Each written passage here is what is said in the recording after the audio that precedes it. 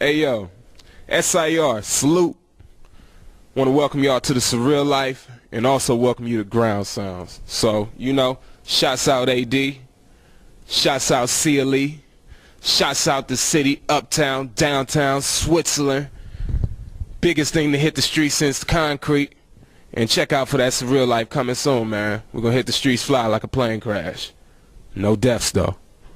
What's good? It's your homie AD with GroundSounds.com. I'm here with the homie Sir, a.k.a. Sir the Investment, a.k.a. SIR. What's going on, boss? Nothing much, man. Nothing much. Just out here doing a little work. Caught some time to catch up with Ground Sound in between working on the new project, so, We appreciate that. So if you can, tell the viewers a little bit about yourself, background, what you do, how you hold it down. Hey, basically, like I say, my name is SIR, birth name, real name, and I'm an artist from Cleveland, Ohio. College student as well. Trying to lay out some groundwork just for the future, set something up a little more solid, and that way that I can better finance what I have going on for the future. And working on a new project, The Surreal Life. Right. So, that's what I want the people to stay tuned to. The new single, Like a Player, is out right now. So, that's what we're working on right now. Right, and Like a Player, that's off The Surreal Life, right? Right. Okay, and how is that progressing? It's doing pretty good right now. Produced by Tone P, so we actually just getting it out to the DJs and whatnot right now throughout Ohio, Michigan, and like that. Recently was down in Chicago, Kentucky, and Panama Beach doing some shows and performing down there, so it's doing pretty good. That's big. Like to hear that. So this right here, Like a Player, this is a card, correct? This is like a, yes, sir. And it features The Surreal Life, Sir, Like a Player, tells about you, has a little bio on the back, career stats. I like these. Haven't seen a lot of these, So big ups to these. Big ups to you. And this picture that you used, you were on stage opening up for Ace Hood on this, right? Yeah. This was at the Stroh Center. Yeah. Okay. That was an interesting show. It was pretty dope. The Stroh Center had actually just been opened up, I believe, and that was really like the first hip hop show that was done in there. So it was myself, and then I remember there was also the 419ers from Toledo. Shouts out to 419ers. I know that there was Elevated Living was in the building. Wright Brothers was in there filming. So it was definitely a good look. I know that there were some complications that went on, but, it was still a good performance on behalf of the artists that actually did their thing. Right. So, Complications always going to happen. Right, of course. What's life without some complications? Exactly. So your DJ Kev Cooper. Right. He's always with you every show. He was there at that show with you. Yes, you guys are, if you're doing an event, he's close by. If he's doing an event, you're close by. You guys represent Frontrunners, correct? Yeah. And so how's everything with Frontrunners, the group and everything like that? Everything's cool over there. Basically what it is basically it's an entity that we represent, basically to help one another out. If there's something going on that I can help him out with, then I do that. If it's something I can help him out with, and then that also goes for Suso, okay, and also Ace the Prez. So it's basically just like a family for real, right? Before it's anything else, and we just make sure that we supporting each other in our endeavors that we have going on. So at any given day, Frontrunners could be doing anything. Okay. You know what I'm saying? Anything. Right. That's good. That's good to hear. Like a family, you said, support everybody. And you also mentioned you're in school right now. Right. And at where? I'm over here out the way, man. I'm over here chilling down here in Ohio, man. But I'm out here. If you know where I'm at, you know where I'm at. If not, got you. But you just know I'm almost done. So there you go. I'm about to be out here, bachelor with a bachelor. Come and capture you a master.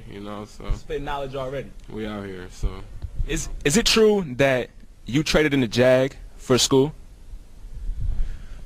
I traded in a Jag before I came to school, and school was one of the reasons why I did it. It was a big reason. It was just due to the time and the finances.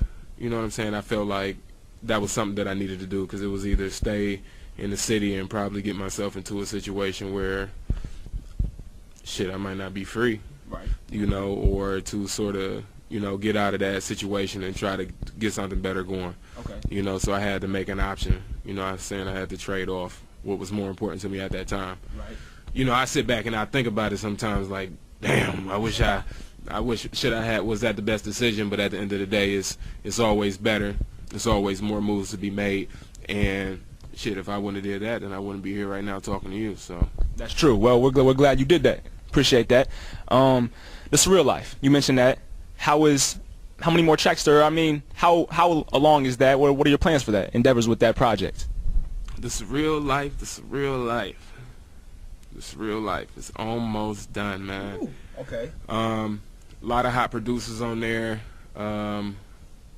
Can't even disclose how many songs on there, but basically what we're going for is classic music. Right. It's been about 2 years since the last release, and basically what we wanted to do was regroup and make sure that everything was done right. Right. We wanted to make sure that everything from the music being laid down to the way that it sounds to the way that it's marketed, that all four corners were covered. Got it. You know, one of my homies back home told me, you know what I'm saying, you've been in this game for a while to the point where don't you think you bumped your head enough times to know what right moves to make. Right. So with that being the case, it sort of was an eye-opener, like, hey, you know what's going on, go ahead and get it done. So sometimes you just got to slow down. Right. You know, it's always quality over quantity. That's what anything in life. You know? I just tweeted that today, quality over quantity. I definitely agree with you on that. Yeah. Any time zone as far as relations to a drop date? Oh, yeah, this fall 2012. We actually just finishing up right now. I got 2 more features that I got to get in this weekend. Catherine Marie, dope feature, going to be on the Skybox. Just remember you heard that Skybox. Look out for that joint because it's bananas. And then I also had to get one last joint just got cleared from my boy Cashmere Royale. It's called I'm Winning. That's going to be crazy. Actually thinking about using that as the second single. But we are looking at right now fall 2012 for the release. Okay, definitely. Be on the lookout for that. The Surreal Life fall 2012, you know, coming up. Past projects. The last project, what was the title of that? The last project was Aviation University? Yes. Okay. Yes. That was the last project, Aviation University. Got it. And can you tell us a little bit about that, what you did with that, how that went? Aviation University was probably one of my favorite projects. Basically, that was it was sort of a transition. Okay. That was a transition CD for me between coming from the city to coming to school. You know, before that was I Am Cleveland, and that project right there was sort of like 1 foot in, 1 foot out because, you know, coming into school, you definitely have to make some adjustments. Right. You know, you definitely have to make some adjustments to the way that you know, do business, to the way that you sort of operate, because it's like you're here for a different goal, so you got to make sure that that's taken care of, because if not, you know, I could have stayed where I was at, so I had to sort of adjust to that and, you know, sort of strive to do what I came here to do, you know. So. This is true. And actually, I actually have I Am Cleveland, the project. You know, classic. That's so classic. Graphics, by the way, I always love these graphics. I'm hip to the CD actually, and I always love the graphics. Used to see them in MLH Studios actually, up on the wall. That's how I got hip to the CD. You recorded this at MLH? Yeah, I did record that. Okay, got it. And how did this go for you? This was before Aviation University, and you said this was transitioning into coming to school, right? Yep. And whatnot. So did you have more of a crowd as far as back home, as well as pick up a crowd here at school? Yeah. Okay. Can you tell us a little bit about that, please? Yeah, I think that was one of the changes too. Because in I Am Cleveland, I really hadn't even started any promotion for that project outside of the city. Okay. I did most of the promo back home. I remember we spent, man, the project dropped and we spent like 48 hours straight just up duplicating CDs at my boy PD Street's house. We just spent all night. We didn't even sleep, just duplicating. And my boy Keston, we just spent all night duplicating thousands of CDs. And that weekend, we actually went out and just flooded the streets with them and put them out there, went and shook some hands, kissed some babies, and connected with the people. And, you know, and just made sure that we got it out there. What Aviation University did was, it was, like I say, with it being that transition in the school, it crossed a lot of different paths. Right. You know, one of the things about being in a college setting is like you meet a lot of different people from a lot of different areas. So you got people from Florida, Kentucky, Atlanta, Los Angeles, Ohio, Michigan, Detroit, shouts out to D, and you got so many places where people are coming and crossing that are picking up the music. Right. So it's, you know, if they enjoy it and they like it, then it's something that they take home, they spread to their people. So I feel like that was a success right there. And that was also good for networking and meeting a lot of people. So right now, we're bringing it back full circle with the Surreal Life and doing it for the city, doing it for Ohio, putting on and connecting with the people that we built up and taking over, really. Got you. Definitely like to hear that. Got to take over. You got to make moves, and it sounds like you're doing that. So I actually had the chance to see you in your performance. You're practicing preparation for a performance. I think it was that MGK performance actually at Clazel. Can you tell the viewers a little bit about what goes into like preparation for performance, what you do, how you get ready in weeks prior, or days prior, things like that? When I get ready for a show, it's like working out. Right. I basically just like to be sort of organized and make sure that I know what's going on. Because I mean, when you get up on the stage, it's only so much you can freestyle. You got to have a little organization. Right. So basically, what I do is maybe like a week prior to I get into my little conditioning where I basically do like a cardio regimen, with my lyrics, and basically it's just pure cardio with the performance, just making sure that my stamina is where it needs to be. Because with me being a big guy, and still liking to stay levitated at times, I still have to make sure that I'm still in good shape. Right.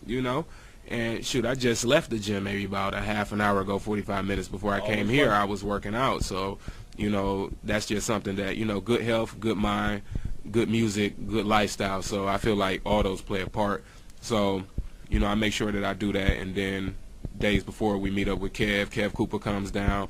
He actually will join in the cardio. Kev got in. He'll get in. He's run laps with me too, man. Okay. Back and forth. You know what I'm saying? We do laps. He's a big guy too. Yeah. So he does it. Suso, Ace. Okay. It's what I'm saying, because it's at the end of the day we still rehearsal. We still having fun, but you still gotta your life. This your vessel. You gotta work in this body. You gotta live here. Right. Okay. So That's treated good. Yeah. Treated good. So you just mentioned a couple Front Runners members, like you did several minutes ago. How did you get involved with Front Runners?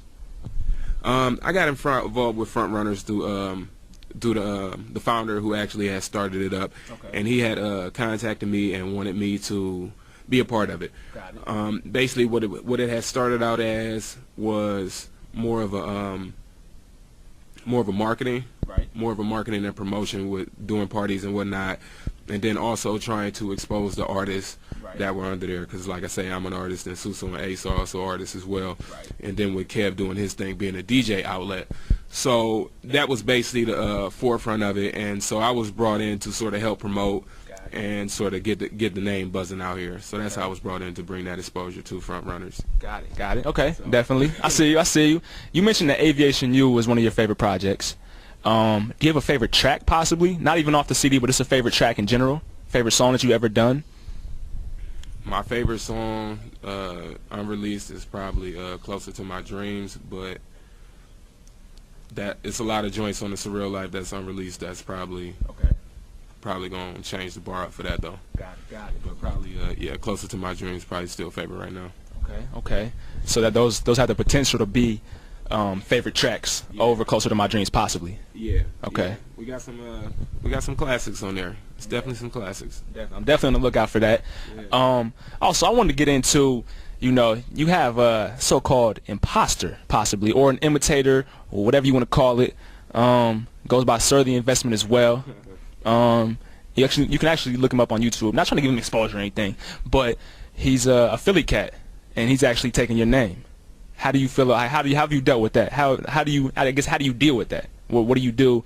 To keep you yourself, keep your title, without having somebody else take it or try to put their spin on the title as well. Well, I mean, as far as that's concerned, my name is Sir. Like I said, my name is Sir Evans. That's the name I was born with, a long time ago. And I feel like that name will always be my name. Like, the reason why I decided to call myself Sir is because, my mom, she used to always say, like, you should use your real name. I'm like, it's kind of corny, man. I don't want to use my real name. I don't want anybody in my business like that, you know what I'm saying? But then once I started to actually create music that was more me and more identified to what I was living and what I was going through, it only made sense to use that name. Right. And I feel like with that there and what the investment represents to me is like, that's basically what people have invested in me since I've known them, like their time, their life. I've seen people die over this shit right here. So, you know what I'm saying? People have invested their lives, their money, there's a lot of things invested. So I feel like it's my job and it's my responsibility to give that back to them people. Right. And to give that back. And I've had it tatted on me, Okay. you know what I'm saying, for years. You know what I'm saying? About 8-9 years I had it tatted on me, the investment. Right. And you know what I'm saying? It is what it is. Like, but my name is not Sir the Investment. My name is SIR, Sir. Right. Sir.